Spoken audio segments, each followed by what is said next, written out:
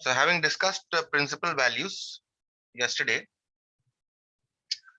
today I will discuss a very basic property, which sometimes called as the self-adjusting property, or whatever you call it. But this is the pure first property.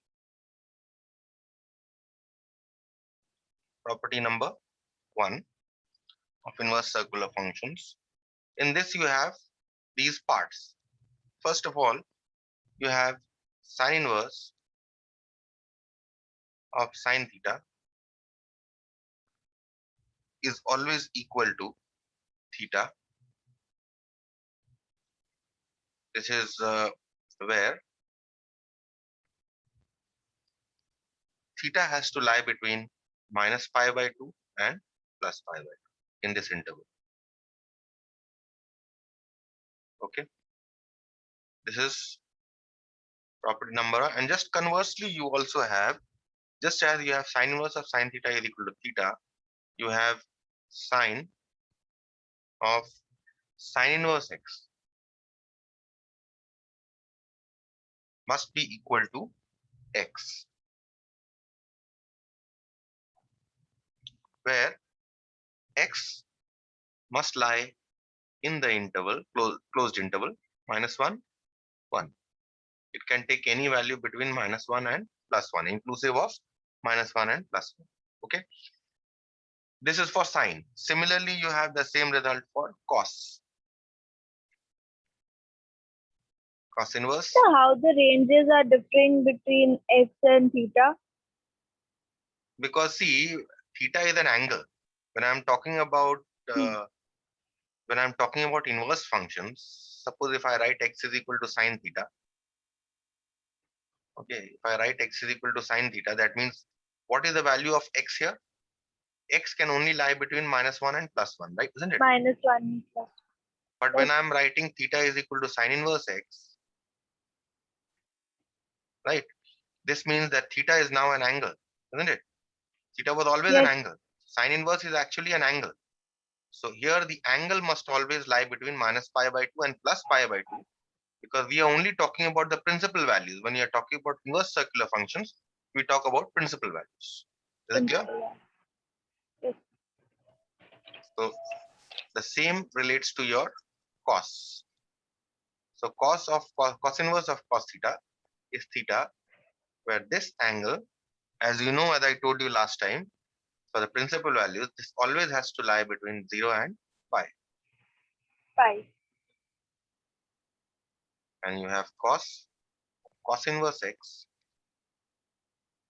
is equal to similarly x, where this time x must lie between -1 and +1, +1. just as in case of you have sine. Okay. The third one, similarly, in fact, it's the same property follows for all, but I'm writing each of them so that you know the limits. Okay, so that you know the limits of theta and you know the limits of x. So tan inverse of tan theta is theta, where this time theta lies between minus pi by 2 and -pi by 2 plus pi by plus pi by 2, inclusive of minus pi by 2 and plus pi by 2. And similarly, you have tan of tan inverse x is equal to x, where this time x can take any value between -infinity and infinity. Because you know tan can lie between any value between -infinity and plus infinity. You can also write this as x belongs to R. Same thing. Okay. It can take any real number value. The fourth property is cosec inverse. The fourth part of the property, in fact, cosec inverse cosec theta is equal to theta. And this time again, theta will lie between minus pi by 2 and plus pi by 2, because we are talking about the principal values only. And there is an added condition that theta cannot be equal to 0. it can lie between, it can take any value between minus pi by 2 and plus pi by 2, but it cannot be equal to 0, because you know that if you put 0, then cosec inverse becomes cosec inverse infinity, which uh, has no meaning. In fact, you're not getting any image. Okay, there's no image in the range set for theta is equal to 0. Therefore, theta cannot be equal to 0. And the next one is cosec inverse x is equal to x. This time, where x can only take values that are from minus infinity to minus 1 union minus infinity to minus 1, and that is inclusive of minus 1. Therefore, we have partially closed interval. And then can have take values from 1 to infinity. Okay, and this should be parenthesis, not a box, because whenever we are writing infinity, we give a parenthesis. We don't give box brackets. Okay. So this is your for cosec. Next comes your sec. Sec inverse sec theta is equal to theta, where theta will always lie between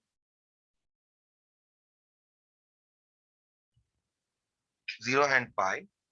But even in this interval, when we are talking about sec inverse of sec theta, this theta cannot be equal to pi by 2, because sec inverse sec theta is not defined for pi by 2. You can put it, because see, sec pi by 2 you will get, which is equal to 1 by cos pi by 2, and 1 by 0 form you are getting.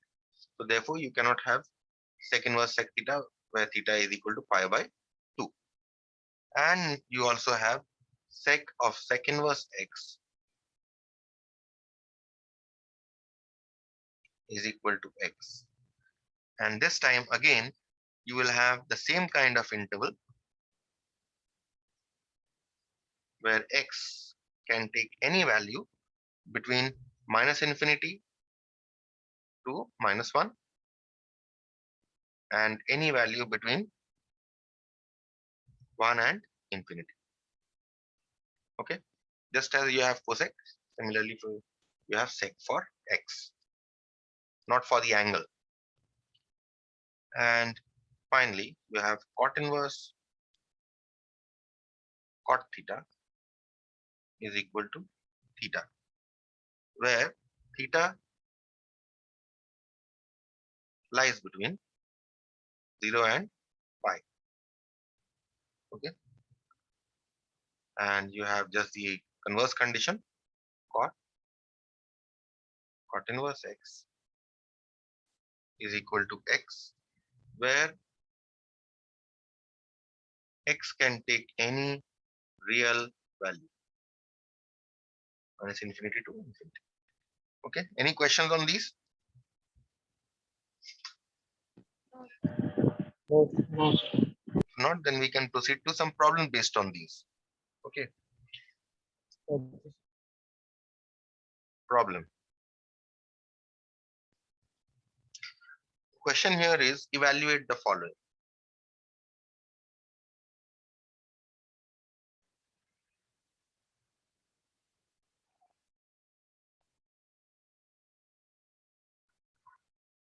The first one is tan inverse 23 by 18.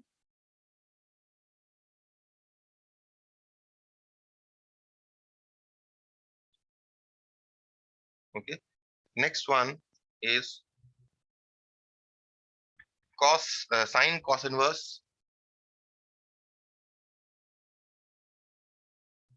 You'll be using this technique over and over again. So this sum you can consider to be very important, because you remember this technique. Such problems can only be given as multiple choice questions, but this technique you will require while solving problems. cos tan inverse 3, 4. Let us start with the first one. Number 1. We have tan inverse 23 by 18. So now from this property, if you see tan inverse of tan theta, this one, tan inverse of tan theta is theta. So therefore, whenever you see that you have tan and related to that you have an inverse function with tan, then obviously the answer will simply be this number 23 by 28 or 23 by 18, sorry. This is 18.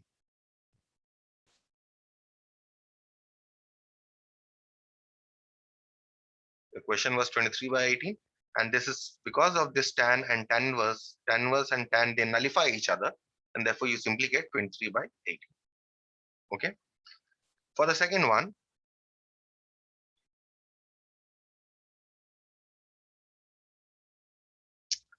you have sine cos inverse 3 by 5. Now see, if in this question, if you see these two are different, you have a sine and you have a cos inverse here. So if I can convert this cos inverse here to a sine inverse, then I can use sine of sine inverse, then I can use this property, sine of sine inverse, and you will simply get an x here, isn't it? So that is why what I'll try to do is I'll try to convert cos inverse to a sine inverse. Okay. I will try to convert this cos inverse here to a sine inverse. So let's see how to convert a cos inverse to a sine inverse. In order to convert cos inverse to a sine inverse, we say let theta is equal to cos inverse 3 by 5. That means from definition of inverse circular functions, you have cos theta must be equal to 3 by 5. Okay. Now when you have cos theta is equal to 3 by 5, you know that cos theta, if you draw a right angle triangle here, draw a rough diagram.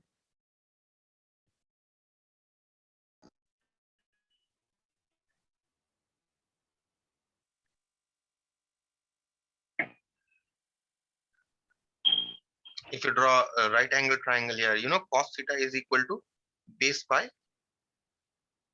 hypotenuse. Hypotenuse. Right? So here, if you consider this angle to be theta, this becomes your base, this becomes your hypotenuse, and this becomes your perpendicular. So which one is your base here? Your base here is BC, and your hypotenuse here is AC. So we can take, let BC is equal to 3K, just as in class 9 you had done, if you remember. AC is equal to 5. Okay. So we are going to find out the perpendicular by Pythagoras theorem. Therefore, AB by Pythagoras theorem, I don't think I need to write the entire thing. I can simply write AB is equal to square root of AC square minus BC square, isn't it? So this is root over of AC, you know, is you just write it here. So for your convenience, AC is 5K. 5K, 25K This square. is 3K. Okay. So this is 5K square minus 3K square. So this is root over of 25K square minus 9K square, which is 16K square. Into root over of 16K square, which is 9K, 4K. Right? So you've got this perpendicular as 4K. So that means now, because I want to convert this cos inverse to a sine inverse, I will now take sine theta. Therefore, what is sine theta? Sine theta is 4 by 5. AB by 4K by 5. Yes, AB by AC, which is 4K by 5K, which is 4 by 5. 4 by 5. Okay, so that means if you're getting sine theta is equal to 4 by 5, that means what is theta? Theta is equal to sine inverse 4 by 5. Sine inverse 4 by 5. So what you see here is you have got, you have started with theta is equal to cos inverse 3 by 5. And what are you getting here? Theta is equal to sine inverse 4 by 5. So they must be equal. So therefore, Yes. theta is equal to cos inverse 3 by 5 is the same as sin inverse 4 by 5.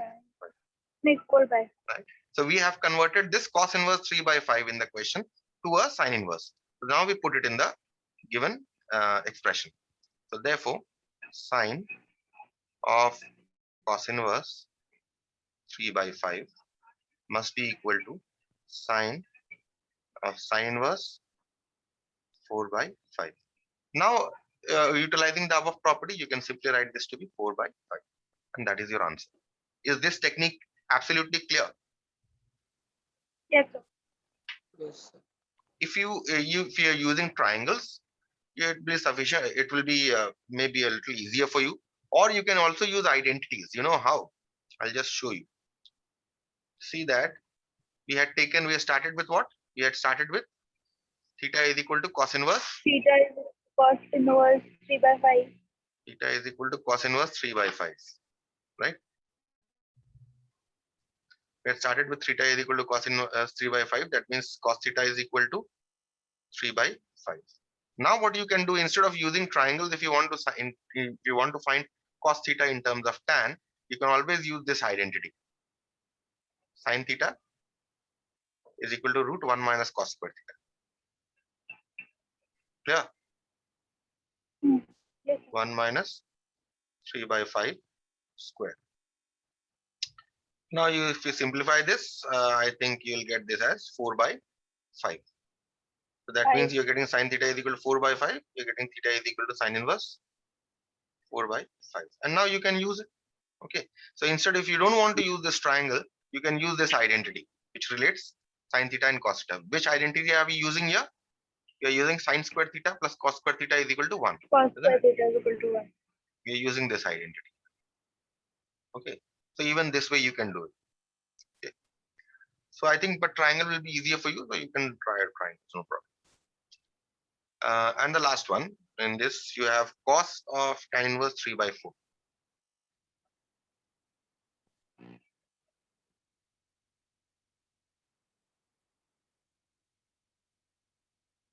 Cos tan inverse 3 by 4. This will work exactly as similarly, because here this time we need to convert this tan to a cos inverse. We need Cos to convert inverse. this tan inverse to a cos inverse. Will work exactly similarly as we had done in part 2, except that now Triangle. we have to convert tan inverse to a cos inverse. So let's see how to convert. We start by saying again, let theta is equal to tan inverse 3 by 4. From definition of inverse trigonometric functions, you have tan theta is equal to 3 by 4. 4. Okay. So let Base by no, yes, perpendicular by. draw a triangle here. Right angle triangle, in which we take this as theta. Okay, and is equal to, this is perpendicular by base. And because we have taken this angle to be theta, this becomes my perpendicular AB right here, AB. And this base becomes my base. This is my BC. Okay, so therefore once I, and obviously this is my hypotenuse. Now we say let AB is equal to 3K, BC is equal to 4K. Therefore, what is the length of AC? Hypotenuse, square root of AB square plus BC square from Pythagoras theorem. Is root over of 9K square plus 16K square, which is root 25K square, which is 5K. Okay, so we have got perpendicular here as 3K, base here as 4K, and the hypotenuse here is 5K. Okay, so therefore, what should we want to convert tan inverse to a cos inverse? Therefore, we'll use cos theta. Therefore, cos theta is equal to base by hypotenuse. Base is AC. Hypotenuse is AC, which is 4k by 5k, which is 4 by 5. So therefore you get theta is equal to cos inverse 4 by 5. Thus what are you getting? Thus tan inverse, what was here? Tan inverse 3 by 4. Tan inverse 3 by 4. We have shown that this is equal to, that is theta is equal to tan inverse 3 by 4. This is equal to cos inverse 4 by 5. So tan inverse 3 by 4 has been converted to cos inverse 4 by 5. Hence, cos, this was the given question, tan inverse 3 by 4 is equal to cos inverse 4 by 5. From the property, we simply get the answer 4 by 5. So any questions till this part? No, sir. There are no questions. Yes, Devanjan, any questions you have? No, sir. If not, then we can move to further problems or the next property.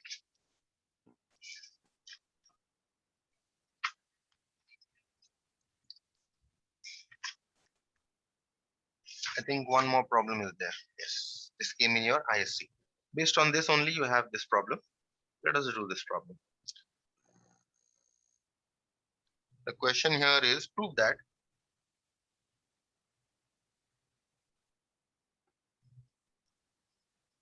sec square tan inverse 2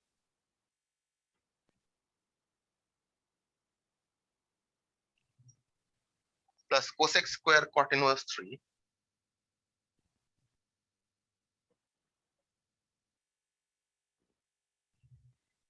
is equal to 15.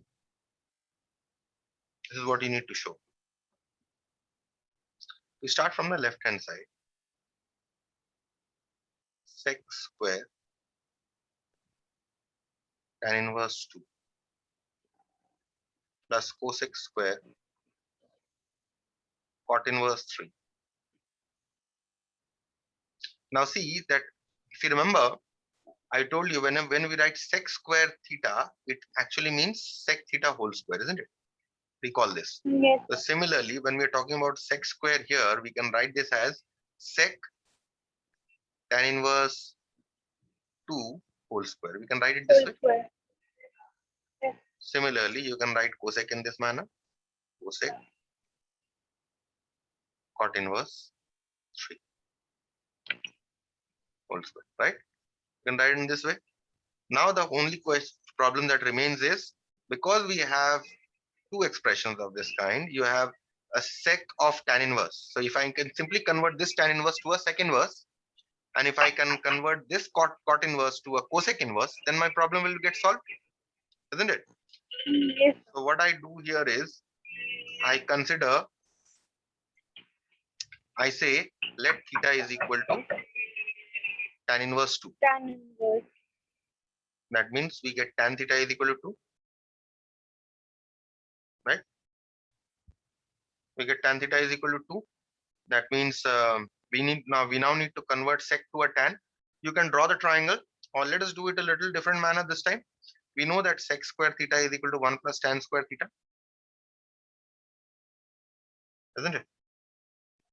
Because we are converting tan to a sec, we need to find a relation between sec and tan. And what is the relation between sec and tan? It is sec square theta is equal to 1 plus tan square theta. 1 plus 2 square, which is 5. So that means sec theta is how much? Root 5. That means what is theta? Theta is equal to sec inverse root 5. Clear with this or any problem here? Any question on this? No question? No, sir. Okay. So one, we have worked out this. So therefore, what are we getting? We are getting theta is equal to, theta was, we started with theta is equal to tan inverse 2, and we got sec inverse root 5, right? Similarly, what do we do for the other part also? This time we say let phi is equal to cot inverse 3. That means we get cot phi is equal to 3. And if you see here, we need to convert cot to a cosec. And what is the relation between cot and cosec? Cosec square phi is equal to 1 plus cot square phi, isn't it? So this is 1 plus 3 square. So this is 10. That means cosec theta is root 10. That means theta is cosec inverse root 10, right? So therefore, what are we getting here? We started with cot inverse 3, and we converted cot inverse to a cosec inverse of root 10. So now again we come back to the left hand side. So therefore, what was the left hand side? Therefore, LHS we wrote as sec tan inverse 2 whole square plus cosec cot inverse 3 whole square. Okay. So now this is sec tan inverse 2 here is sec inverse root 5. Right? We have converted tan inverse 2 to a sec inverse root 5 here, isn't it? Yes. So we write that. And here, what have we converted? We have converted cot inverse 3 to a cosec inverse root 10. So we simply put Cosec it here. inverse root 10. We simply put it here. Okay. Now from the property, sec and sec inverse will nullify each other. We are simply left with root 5. But do not forget this whole square here. So this is root 5 square plus. And again, this will only become root 10. But root 10, do not again forget this whole square here. Okay. So this is 5 plus 10, which is equal to 15. This is your answer. Okay. And this is what you had to prove? Yes, which is equal to RHS. Okay. Any question on this problem? No, sir. Okay. So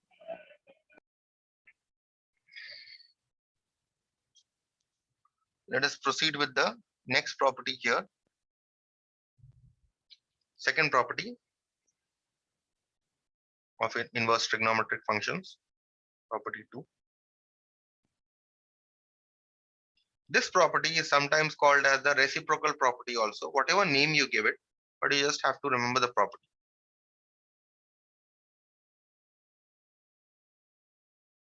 Okay. According to this property, cosec inverse x can be written in terms of sine inverse if you simply take the reciprocal of x and write it as 1 by x. Okay.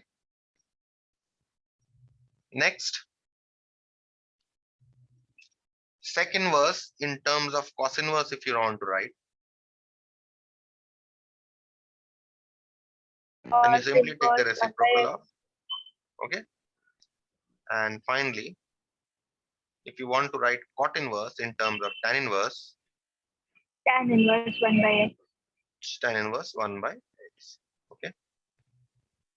Remember, cosec inverse is not equal to 1 by cosec. Okay. So now for tan inverse, you have a small little restriction here. Okay. For cot inverse, let me write this once again since there's no space here. For cot inverse, you have a small restriction. Cot inverse, you can obviously write this as tan inverse 1 by x, but only when x is positive. Okay. And if x is negative, then you write this as pi plus tan inverse 1 by x, where x is negative. Okay. So this is the only difference with the other properties, that cot inverse can be written in terms of tan inverse only when x is positive. Otherwise, if x is negative, you write it as pi plus tan inverse 1 by x. Okay. So these were the properties. Okay. And let me just show you one proof of this, because proof you may require. So let us try to, you may require for your problems. Okay, so just one proof I'm going to discuss, which is for the third one, that is cot inverse is equal to tan inverse. Now see here, proof of 3. I say I break it up into two cases. Case 1, when x is positive. Okay, I say let theta is equal to cot inverse x.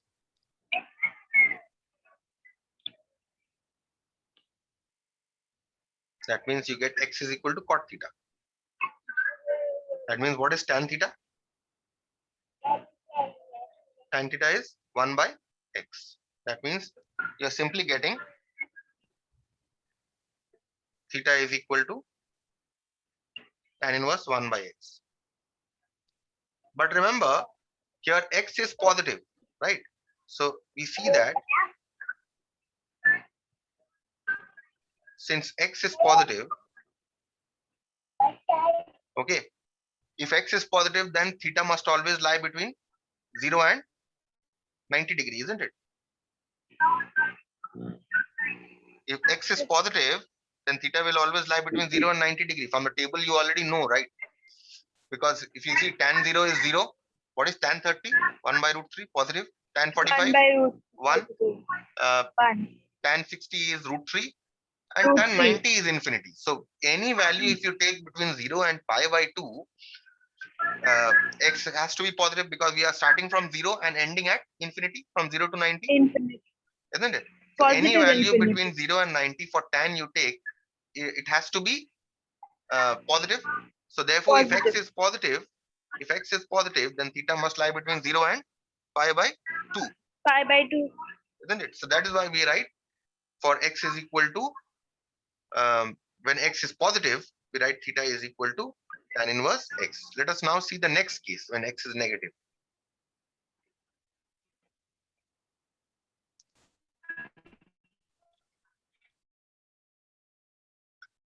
This time, let's say phi is equal to cot inverse x. That means x is equal to cot phi.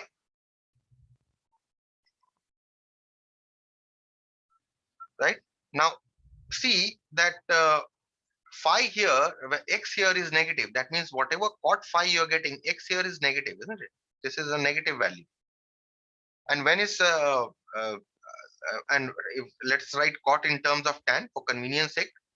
That means what do we get? Tan phi is equal to 1 by x, isn't it? So if x is negative, this is also negative. And what value of tan is negative? You get tan negative in the second quadrant, isn't it? Yes? Second and fourth quadrant. Yes. So you can write, because 1 by x is negative, because tan phi here is negative, you can write this as tan pi minus phi, because tan phi is negative. So is equal to 1 by x in the second quadrant.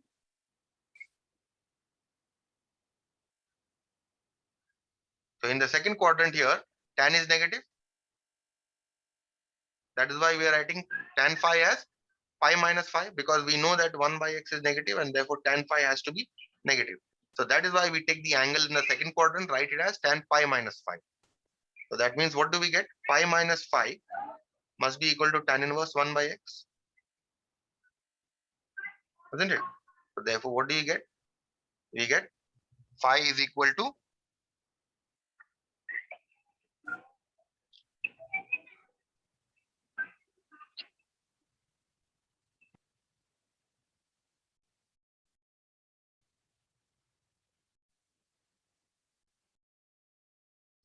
so we get phi is equal to pi. We're getting phi minus tan is negative.